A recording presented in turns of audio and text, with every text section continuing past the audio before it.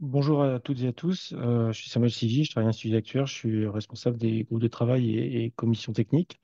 Et je suis heureux de vous accueillir aujourd'hui pour cette présentation de mémoire de Solène sur le sujet de l'intégration des critères ESG dans l'allocation stratégique d'actifs. Alors, je fais cette introduction parce que c'est assez drôle, puisqu'on a un groupe de travail au sein de l'Institut qui a exactement la même thématique et le même nom d'ailleurs. Donc, si vous êtes intéressé par le sujet et souhaitez approfondir, nous serons heureux de vous accueillir au sein de ce groupe de travail. Donc, rendez-vous sur le site pour vous inscrire. Et je voulais aussi vous indiquer que le 25 mars, le groupe de travail organise un autre webinaire sur les sujets des investissements à impact climatique. Donc, vous pouvez vous inscrire d'ores et déjà sur le site. Et puis, le 2 avril, on a une conférence organisée avec l'ACPR qui se déroulera à Jussieu. Et puis, sans plus attendre, je cède le micro à Solène. Bonjour à tous. Je vais vous présenter le mémoire que j'ai effectué au cours de mon année d'alternance au sein du cabinet Périclès. Donc, je vais effectuer une présentation qui va durer une trentaine de minutes et après, nous aurons un peu de temps pour répondre aux éventuelles questions que vous pouvez avoir. Et donc, même si je répondrai aux questions seulement dans un second temps, vous pouvez poser vos questions dès maintenant dans le chat. Donc, je vais commencer avec la présentation. L'objet de mon mémoire, il portait sur l'intégration de critères ESG, donc environnementaux, sociaux et de gouvernance, dans l'allocation stratégique d'actifs. Donc, concernant le plan, je vais commencer par vous présenter le contexte, les objectifs et la démarche générale que j'ai mise en place pour effectuer ce mémoire. Ensuite, la deuxième partie, elle portera donc sur la création des deux indices actions. Et ensuite, dans un troisième temps, j'évoquerai donc l'allocation stratégique d'actifs. Donc, concernant l'introduction et donc le contexte et les enjeux de ce sujet, on observe aujourd'hui une prise de conscience des impacts du changement climatique. Et cette prise de conscience, elle se traduit par une mobilisation croissante des acteurs et des autorités de contrôle. En conséquence, il y a plusieurs choses qui sont effectuées. Tout d'abord, il y a des exercices climatiques qui vont être mis en place par plusieurs institutions, comme par exemple la CPR ou la Banque d'Angleterre. Et ces exercices climatiques, ils vont avoir plusieurs objectifs. Le premier, ça va être de sensibiliser ces secteurs à ces sujets. Le deuxième, ça va être également d'évaluer l'impact du réchauffement climatique donc sur les secteurs assurantiels et financiers. Et ensuite, le troisième, ça va être d'améliorer la gestion de ces risques climatiques. Et donc, l'une des conclusions de l'exercice de l'ACPR, c'est que les assureurs, ils doivent mettre en place dès maintenant des actions pour évaluer donc ce risque climatique. Et cela passe par l'évaluation donc des risques climatiques lors de l'évaluation des risques financiers. Ensuite, on observe également donc une multiplication des réglementations en lien avec la finance durable. Et de nouveau, ces réglementations, elles vont avoir plusieurs objectifs, dont deux principaux, qui sont donc la mise en place d'actions vers une transition écologique. Cela passe notamment par la réorientation des capitaux vers des fonds durables. Et ensuite, l'intégration. L'objectif, c'est de faciliter la transparence concernant toutes les informations environnementales, sociales et de gouvernance. Et enfin, un dernier point que l'on peut évoquer, que dans ce contexte de mobilisation croissante, il va y avoir donc plusieurs outils qui vont se développer, comme les notes, labels et critères ESG. Et donc, ces outils, ils vont avoir pour objectif donc d'évaluer la performance environnementale et sociale d'une entreprise. Donc, je vais faire un petit focus concernant les critères ESG parce que c'est en lien avec le thème de mon mémoire.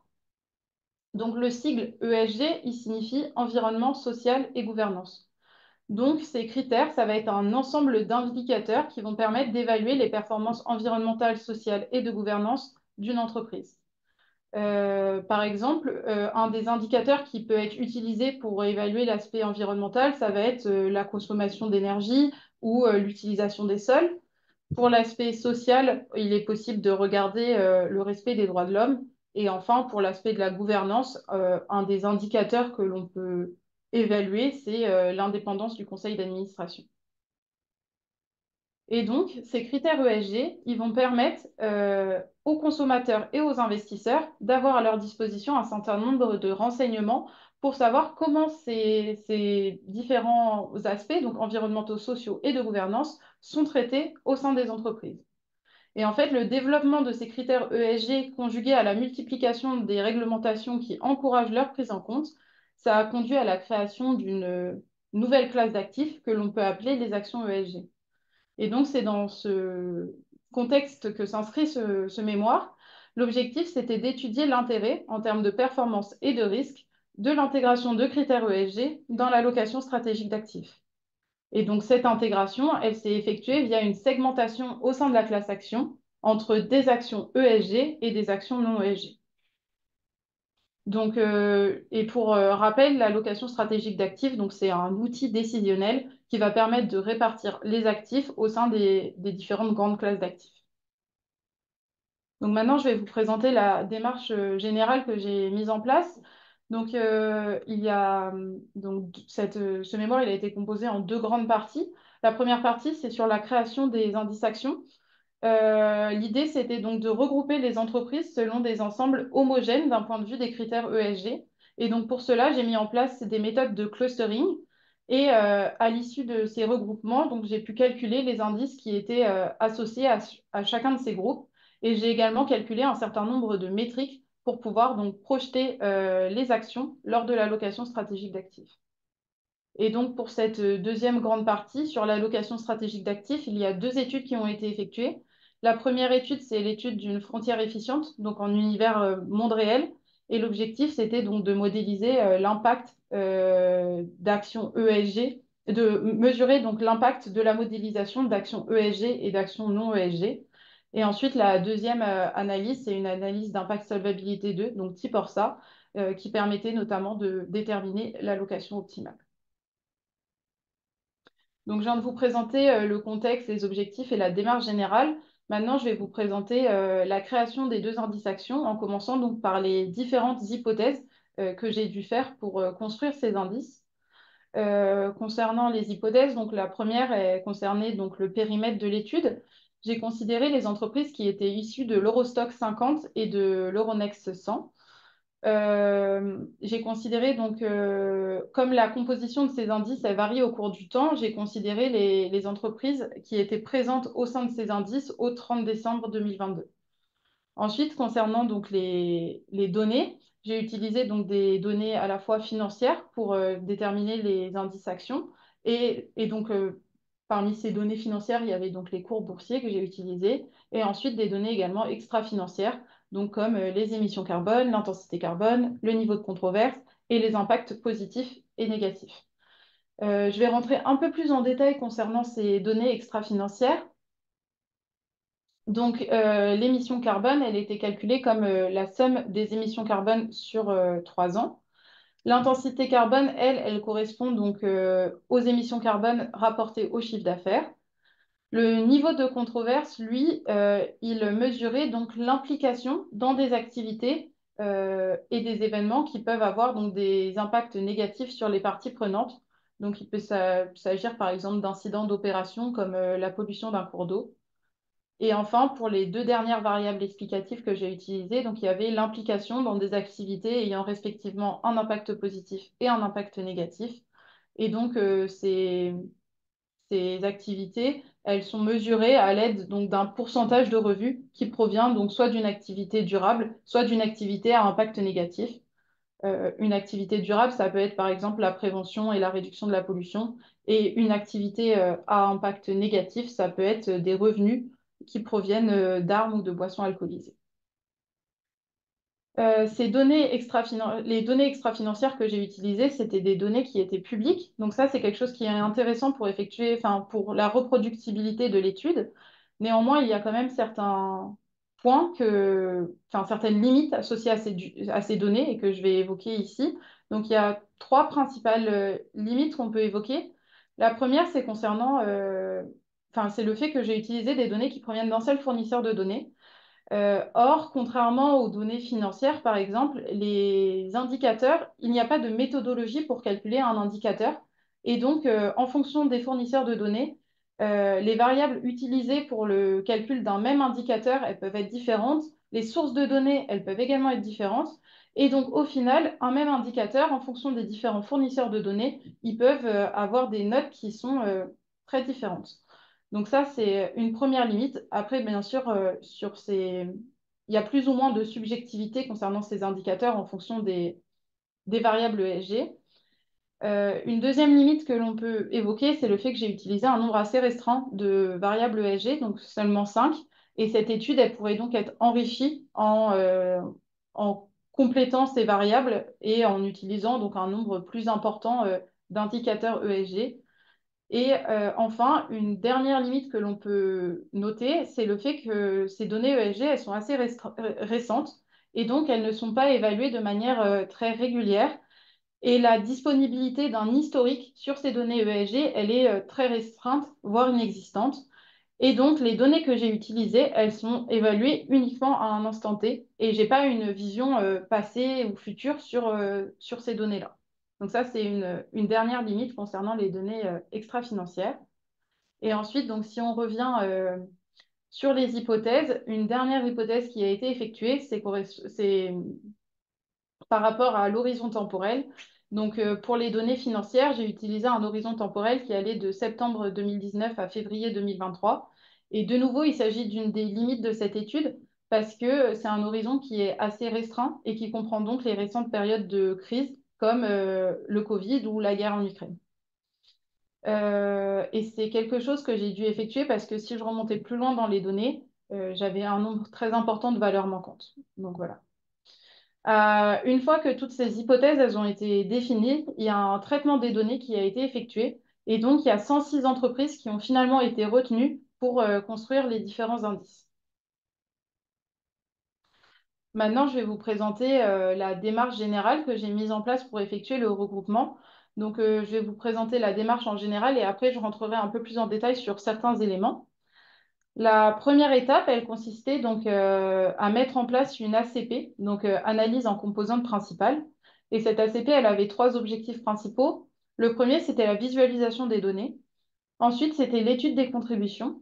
Parce que, en effet, si une entreprise elle contribue très fortement à une variable explicative, cela peut avoir un impact sur la représentation des autres individus. Donc, c'est une étude qui est importante à mettre en œuvre. Mais par contre, pour des raisons de temps, je ne vais pas vous présenter donc, tous les résultats de cette étude. Mais par contre, ils ont bien été intégrés pour effectuer la classification finale. Et enfin, le dernier intérêt de l'ACP, c'est qu'elle produit des variables qui sont décorrélées. Et donc, j'ai utilisé cette propriété en entrée des méthodes de clustering pour pouvoir éviter ces problèmes liés aux corrélations.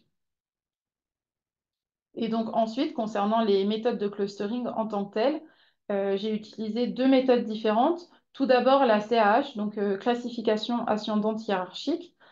Je ne vais pas vous présenter plus en détail les résultats de cette méthode parce que ce n'est pas ces résultats tels quels qui ont été utilisés pour la classification finale. Et par contre, je vais vous présenter les résultats des K-means. Les K-means, c'est une méthode dont les résultats dépendent de l'initialisation des points. Et donc, les résultats, ils peuvent être variables.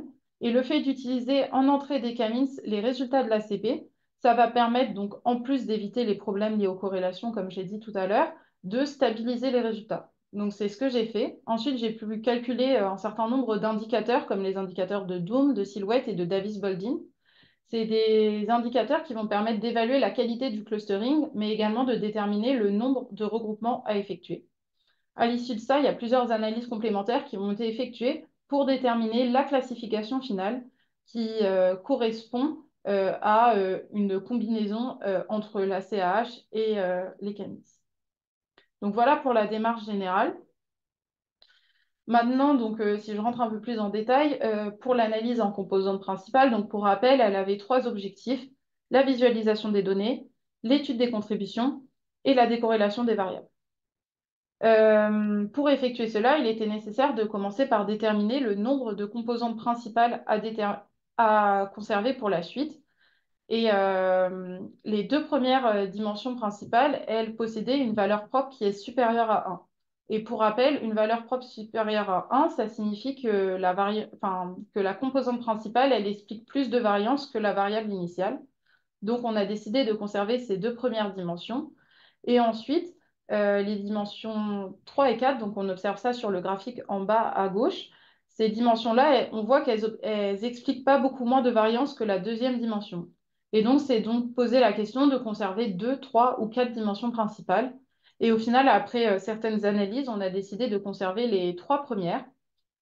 Et à L3, elles expliquent 81,7% de la variance totale. Et donc, elles contiennent une grande partie des informations qui sont présentes dans les données. Après, donc sur le graphique plutôt en haut à droite, j'ai représenté donc les résultats de l'ACP. Enfin, j'ai représenté donc les individus à l'aide de l'ACP. Ils sont représentés sur le premier plan principal avec donc en abscisse la première dimension et en ordonnée la seconde. Et ce qu'on observe, c'est qu'il y a plutôt deux groupes qui ressortent, des entreprises qui sont plutôt centrées au niveau de l'origine du graphique et des entreprises qui sont plutôt sur la droite et qui sont donc corrélées positivement avec les variables intensité carbone, émission carbone, niveau de controverse et impact négatif.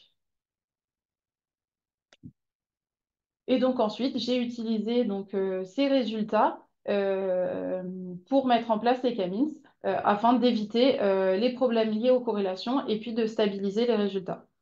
Alors, les résultats après ça, ils n'étaient pas complètement stables, mais par contre, le choix du nombre optimal de clusters, lui, il se stabilisait.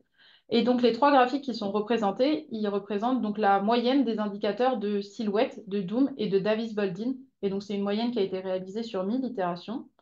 Et en fait, ce qui se passait, c'est que lorsqu'on regardait l'indicateur de silhouette, par exemple, la classification qui était privilégiée, c'était tout le temps une classification en deux clusters. Et pour les les indices de Doom et de Davis-Baldwin, il ne s'agissait pas tout le temps de deux clusters comme, enfin, la meilleure classification n'était pas toujours d'effectuer un regroupement en deux groupes, mais par contre, ça reste en moyenne le meilleur choix parce que donc, les deux premiers indicateurs, ils doivent être maximisés, tandis que le dernier, il doit être minimisé. Et donc, on voit que sur les deux premiers graphiques, que la valeur de l'indicateur, elle est maximum pour deux clusters, tandis que pour le dernier indice, cette valeur, elle est minimum également pour deux clusters. Et donc, c'est une classification en deux groupes qui a été effectuée. Une fois qu'on faisait ce regroupement en deux classes, on avait trois classifications possibles qui ressortaient, avec donc sept variables qui pouvaient, sept individus qui pouvaient varier donc d'une classe à l'autre. Il y a plusieurs de nouveaux analyses qui ont été effectuées et on a décidé d'attribuer une classe aux entreprises qui variaient. Et la classification finale, elle a été obtenue en faisant une combinaison entre la CAH et les CAMIS. Et donc, au final, cette classification, donc, elle est faite en deux groupes avec 18 entreprises non ESG d'un côté. C'est les entreprises qui sont représentées en violet sur le graphique et qui sont du coup plutôt à droite et donc corrélées positivement avec les variables intensité carbone, émission carbone. Et ensuite, on a de l'autre côté un autre groupe d'entreprises, donc 88 entreprises qui sont plutôt des entreprises ESG et qui sont donc représentées en bleu sur le graphique et centrées autour de l'origine. Et un point qu'on peut noter, c'est qu'en fait, ces méthodes de clustering, elles n'ont pas permis de mettre en évidence un groupe d'entreprises plutôt très ESG, mais au contraire, elles ont permis de mettre en évidence un groupe d'entreprises ESG. C'est pour ça que le gros groupe ESG, il comprend 88 entreprises et que c'est plutôt, on a plutôt un petit groupe d'entreprises qui ne sont pas ESG.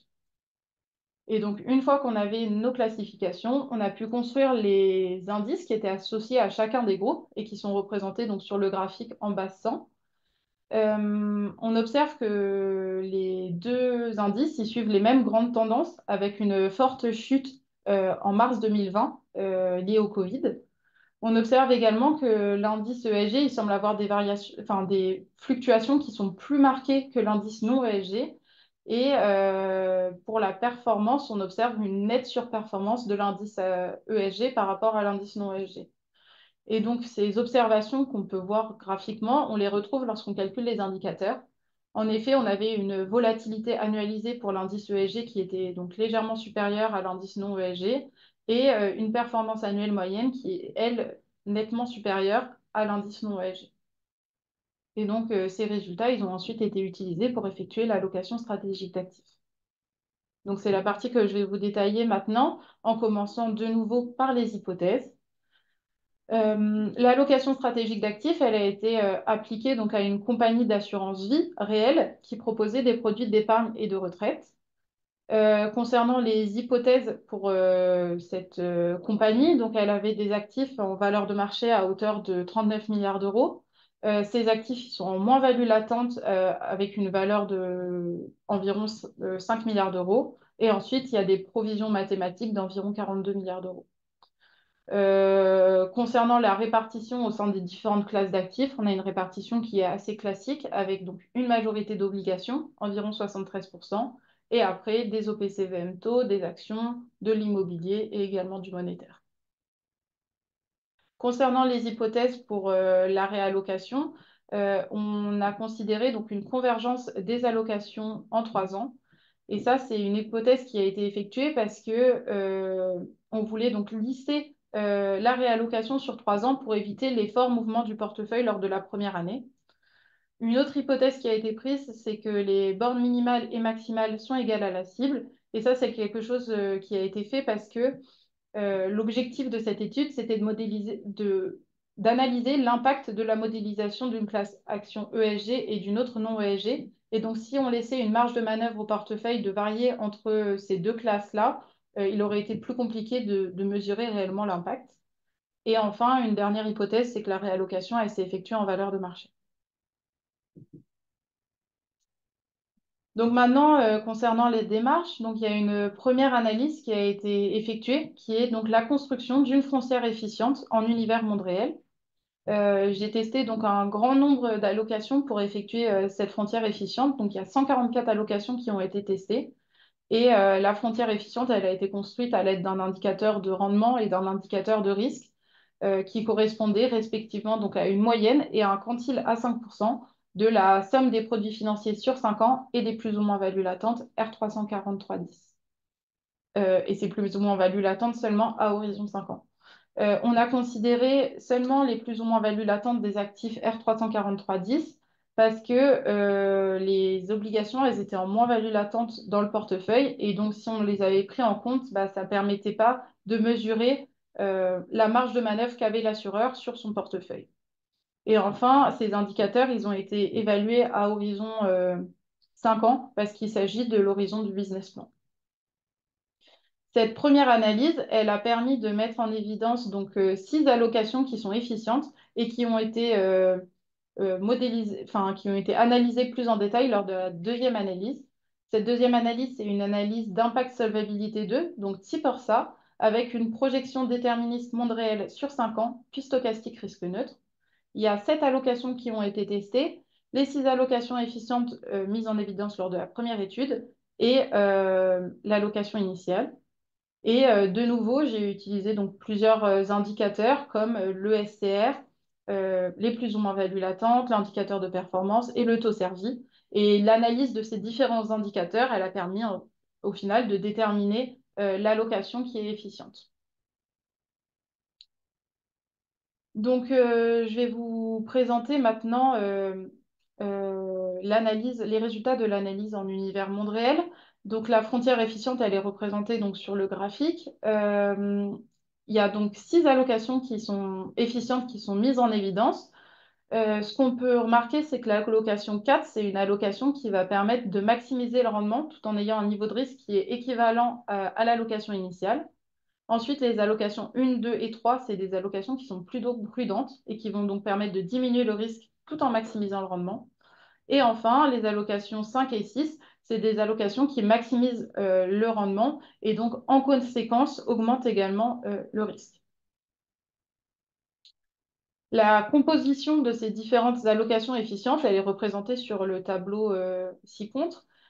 Ces allocations, donc, je les ai ordonnées de la moins risquée à la plus risquée en mettant donc l'allocation initiale au début. Concernant donc ce qu'on peut dire de ce tableau, il y a plusieurs choses. Tout d'abord, l'ensemble des allocations efficientes, elles possèdent donc 6,6% d'immobilier et 16% d'OPCVM. Et donc, les parts maximales testées donc d'immobilier et d'OPCVM sont efficientes. Donc, les variations qu'on pouvait observer sur la frontière efficiente au niveau du risque et du rendement, elles sont dues à des variations au sein des classes actions et obligataires et non pas au sein des classes immobilières et des OPCVM. Ensuite, concernant donc l'impact de la modélisation d'une classe ESG et d'une classe non ESG, on observe que pour l'ensemble des allocations, à l'exception de la première et de la sixième, on a plus d'actions ESG que d'actions non ESG. Et ça, c'est quelque chose auquel on pouvait s'attendre au vu de nos différents indices qu'on a construits précédemment, où on a observé une nette surperformance de l'indice action ESG par rapport à l'indice action non ESG. Et cette nette surperformance, elle a donc compensé la légère augmentation de volatilité que l'on pouvait observer. Et donc, pour avoir une allocation qui est peu risquée, il est nécessaire de diminuer la part d'actions en commençant par les actions qui sont non ESG. Et ensuite, concernant donc les allocations 6 et 1, pour lesquelles donc, il y a moins d'actions ESG que d'actions non ESG, si on commence par l'allocation 1, c'est l'allocation qui est la plus prudente. Et donc, pour être prudente, il faut donc diminuer la part d'action. Et donc, cette allocation, elle atteint les parts minimales testées pour l'ensemble des sous-classes actions. Et comme on a testé une part minimale d'actions cotées ESG qui est inférieure aux actions non ESG, on se retrouve avec moins d'actions ESG que d'actions non ESG. Et en fait, c'est le même phénomène qui se passe pour l'allocation 6, où cette fois-ci, c'est les parts maximales testées qui sont atteintes. Donc voilà pour cette partie. Maintenant, je vais passer plutôt donc, à l'analyse d'impact solvabilité 2, donc type ORSA. Euh, et donc, je ne vais pas vous présenter l'ensemble des indicateurs que j'ai analysés, je vais juste vous en présenter trois. Tout d'abord, le SCR. On observe une diminution du SCR pour l'ensemble des allocations. Cette diminution, elle est due notamment à la diminution du SCR vie, qui est portée par la diminution du SCR rachat. Et cette diminution, elle est d'autant plus forte que les allocations sont risquées. Donc, c'est ce qu'on observe sur le graphique en bas à droite. Euh, et en fait, ça, c'est dû au fait que les allocations, plus elles sont risquées, plus elles ont d'actions et donc aussi moins d'obligations. Or, les obligations, elles sont en moins-value latente dans notre portefeuille. Et donc, si on effectue un rachat, bah, ça va faire plus mal à la compagnie. Et pour le SCR marché, on a une diminution de ce SCR marché pour les allocations qui sont plutôt prudentes, donc les allocations 1, 2 et 3. Et par contre, ce SCR, il va augmenter pour les allocations qui sont plus risquées. Et donc, au final, si on regarde cet indicateur, c'est plutôt la politique numéro 4 qui va être privilégiée parce que c'est celle qui permet de diminuer le plus le SCR. Le deuxième indicateur que je vais vous présenter, donc c'est les plus ou moins values latentes. Pour rappel, donc pour l'ensemble des allocations, donc à la fois les allocations efficientes et l'allocation initiale, on a un stock d'actifs qui est au global en moins-value latente à cause des actifs R343.9. Par contre, on observe une surperformance des allocations testées par rapport à la CAA. Et ça, c'est dû à l'augmentation des parts d'immobilier et d'OPCVM. Et les variations au sein des différentes politiques, elles vont être dues à des variations au sein des classes actions et obligataires. Et au vu de cet indicateur, c'est donc plutôt les politiques 4, 5 et 6 qui vont être privilégiées.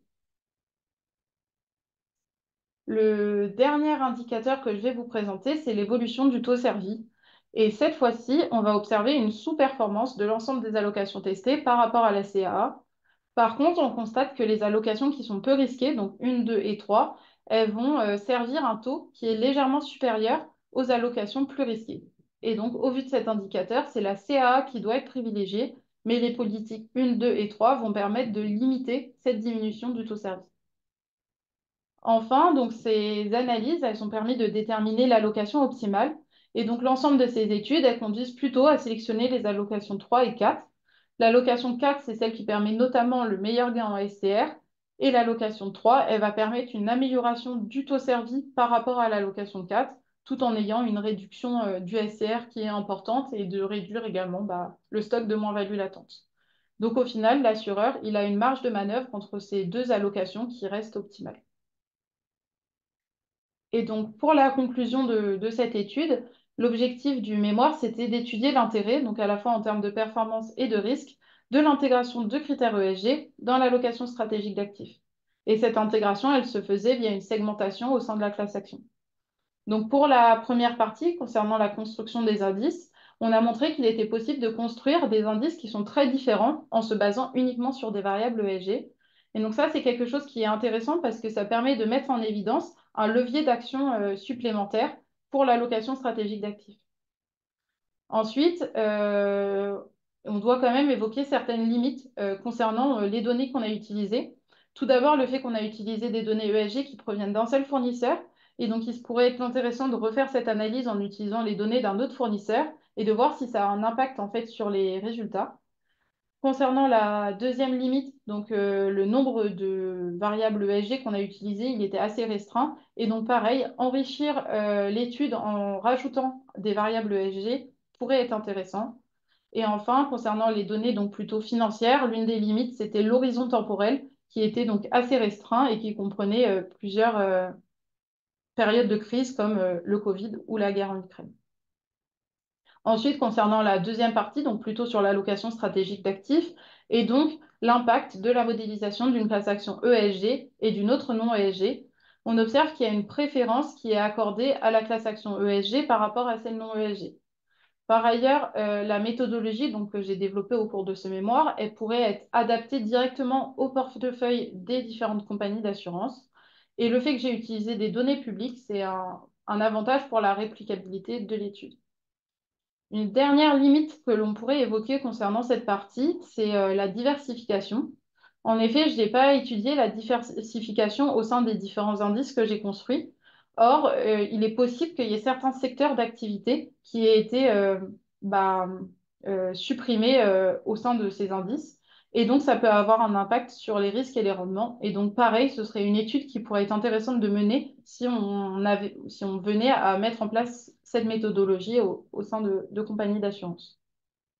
Donc, voilà pour la présentation. Merci pour votre écoute. Et puis, je vais répondre aux différentes questions. J'ai vu qu'il y en avait qui avaient déjà été posées et vous pouvez continuer donc à en poser au fur et à mesure.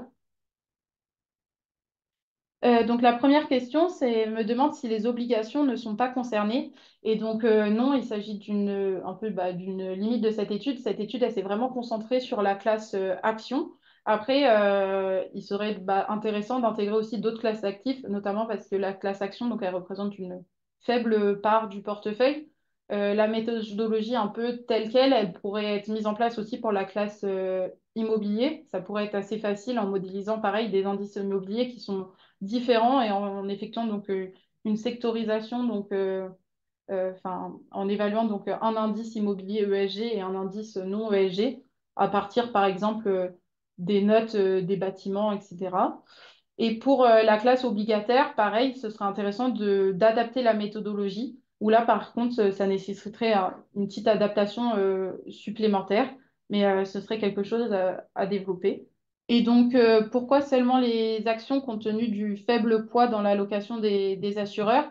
C'était parce qu'on a voulu se baser euh, on avait beaucoup de données qui étaient disponibles sur les différentes entreprises, en fait, et on pouvait construire donc des indices actions associés aux actions ESG et donc aux actions non ESG. Et c'est pour ça qu'on est parti sur une modélisation en segmentant uniquement les actions. Mais ça rejoint un peu la première question où l'idée, ce serait également de développer cette étude et ensuite de l'étendre notamment à la classe obligataire. Ensuite, une autre question, est-ce une liste exhaustive d'indicateurs ou bien on aurait pu en définir plus? Donc, effectivement, il y a plus d'indicateurs qui auraient pu être utilisés. Une autre question, quel est le scope, de quel scope sont issues les données sur les émissions carbone? C'était sur les scopes 1 et 2. Donc le scope 3, il n'est pas intégré pour les données que j'ai, dans le cadre des données que j'ai utilisées. Et quelque chose que je n'ai pas précisé, donc les données, elles étaient issues du site Boursorama et elles venaient donc de Morningstar. Donc, voilà. Concernant donc la fiabilité des données extra-financières, effectivement, ça peut influer donc sur la classification. Euh, et donc, pour renforcer la fiabilité concernant ces données, il pourrait être intéressant d'effectuer une autre analyse en utilisant donc un autre fournisseur de données parce que en refaisant l'analyse avec un autre fournisseur, on pourrait voir s'il y a un impact ensuite sur la construction des indices Et après, sur l'allocation stratégique d'actifs, est-ce que c'est toujours les mêmes allocations qui ressortent efficientes ou non? Donc ça pourrait permettre de renforcer la fiabilité liée aux données. Il y a une question, l'indice ESG est-il construit à partir des composantes principales? Euh, En fait, j'ai effectué du coup les méthodes de clustering, donc en se basant sur sur les différentes variables ESG. Et en fait, les composantes principales, c'était juste pour, enfin bon, excusez-moi. J'ai mis en place une ACP. Cette ACP, du coup, elle a permis d'effectuer donc des composantes principales. Et oui, c'est bien les composantes principales que j'ai mis en entrée des Camins pour effectuer le clustering. Donc, c'est comme ça que j'ai regroupé mes indices, mes actions entre un groupe ESG d'un côté et un groupe non ESG. Concernant le fait que les taux service soient plus élevés avec l'allocation initiale, donc je vais revenir ici. Donc, il y avait plusieurs points. Tout d'abord, c'est des effets, il y avait des effets de réallocation où l'allocation initiale, elle possède donc elle possède moins d'immobilier que les autres allocations. Et donc, il y avait plus de ventes d'immobilier sur les premières années. Et donc, comme l'immobilier est en plus-value latente, on avait donc des résultats financiers qui étaient plus importants. Ensuite, sur l'année 2026, c'était lié au poteau PCVM où il y a une forte réalisation de moins-value latente qui avait été réalisée et du coup sur les allocations efficientes. Donc ça, c'est les deux effets principaux qui expliquaient la sous-performance des allocations efficientes par rapport à l'allocation initiale. Concernant donc une question, comment se fait-il que la proportion d'entreprises ESG soit aussi élevée? On penserait plutôt le contraire. En fait, j'ai pas réussi à mettre en évidence au final un groupe d'actions ESG. Ce que j'ai mis en évidence, c'est plutôt un groupe d'actions non ESG. C'est pour ça qu'on a donc 18 entreprises qui sont plutôt corrélées positivement avec les variables impact négatif, émissions carbone, intensité carbone. Et les allocations, enfin, le groupe ESG, en fait, il comprend les entreprises qui sont assez classiques, dans lequel il y a également des entreprises qui ont qui ont des fortes, qui sont très durables et qui mettent en place vraiment des actions pour ces aspects-là environnementaux, sociaux et de gouvernance. Mais on n'a pas réussi à vraiment à distinguer un groupe d'entreprises vertes. On a plutôt mis en évidence un groupe d'entreprises rouges. Est-ce que vous avez essayé l'allocation ESG avec un portefeuille obligataire en plus-value? Non, c'est pas quelque chose que j'ai effectué. Je suis repartie du portefeuille d'une compagnie réelle. Or, bah, ce portefeuille, enfin, la classe obligataire, elle était en moins-value latente. Et donc, c'est uniquement sur ce portefeuille que j'ai effectué l'analyse. Sur la slide 17, sur le calcul de l'indicateur de silhouette, les valeurs remontent à la fin. Pourquoi ne pas avoir testé un nombre de clusters plus important? En fait, il y a deux raisons principales. Tout d'abord, d'un point de vue opérationnel, c'est compliqué de modéliser plein d'indices actions différents. Donc, en fait, je ne peux pas modéliser, par exemple, mes actions selon 15 indices. Et, euh, et donc, je me suis restreint donc à 10 clusters. Et par ailleurs, les indicateurs de silhouette de Doom et de Davis-Baldwin, ils n'ont pas une pénalisation en fonction du nombre de classes. Et donc, en fait, le meilleur cluster, il conduit à avoir chaque entreprise, chacune de leur côté. Et bah, ce n'est pas l'idée du clustering. Donc, c'est pour ça que je me suis contentée de regarder les indicateurs sur 10 clusters. Comment avez-vous déterminé les bornes pour chaque classe d'actifs? Là, pour le coup, je suis repartie un travail préalable qui avait été effectué par la compagnie. Et donc, j'ai repris les bornes minimales et maximales qui avaient été définies par l'entreprise. Et après, j'ai ajusté donc le pas de variation entre ces bornes minimales et maximales pour tester un nombre important d'allocations qui restait quand même modélisable. Donc, j'ai testé 144 allocations. Et donc pour la source des données, donc c'était sur le site de Boursorama, il y a un onglet durabilité avec plusieurs variables ESG. C'est ces données que j'ai utilisées. Euh,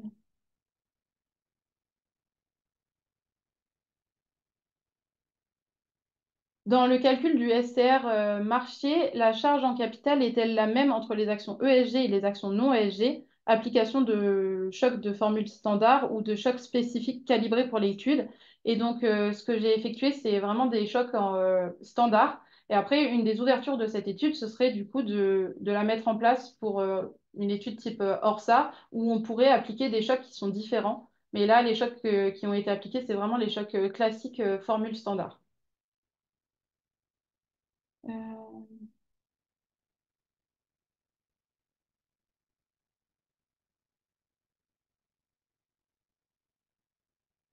Euh, sinon, concernant donc le module de risque rachat, celui qui l'emportait, enfin, c'est le rachat massif.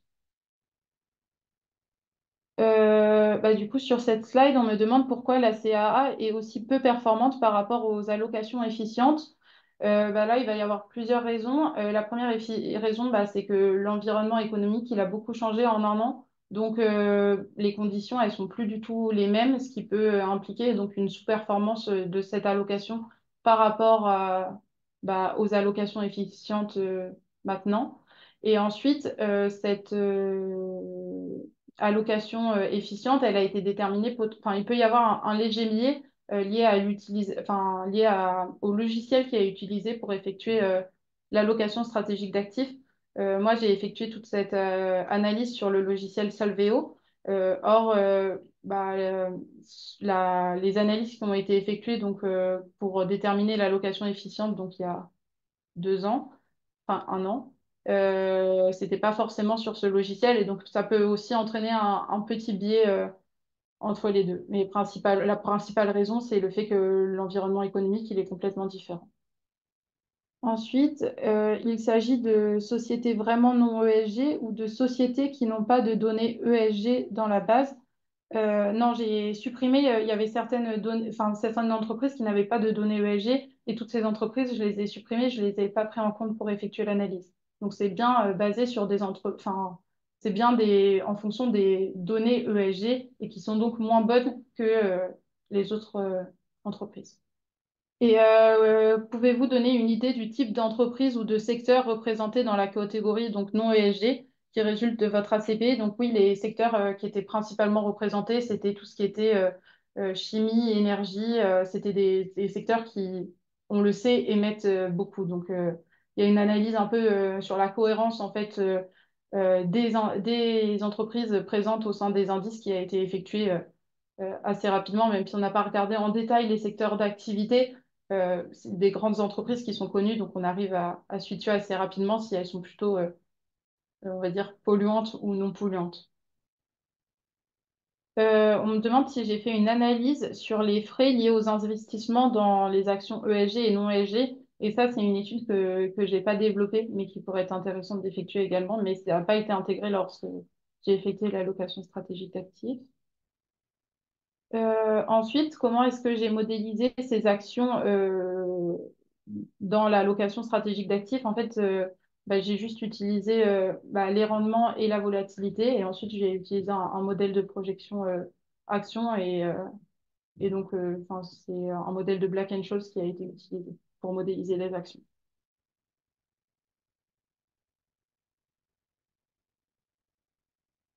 Ensuite, on me demande donc si il y avait si j'avais considéré donc une période pour donc les cours boursiers où il y avait une sous-performance des actions ESG par rapport aux actions non ESG. Est-ce que ça aurait un impact donc sur l'allocation stratégique d'actifs?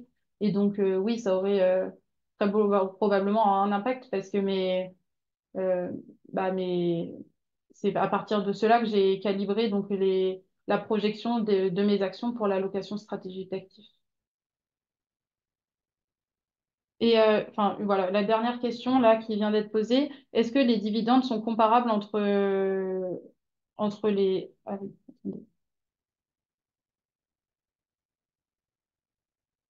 attendez. Est-ce que les dividendes sont comparables entre les deux clusters? Ça, il n'y a pas une étude particulière qui a été effectuée sur les dividendes. Après, les indices ont été construits avec un réinvestissement des dividendes. Voilà, j'espère que ça répond à la question. Sinon, vu qu'il n'y a plus énormément de questions, merci pour votre écoute. Et puis, voilà, je vais vous souhaiter une bonne journée. Merci.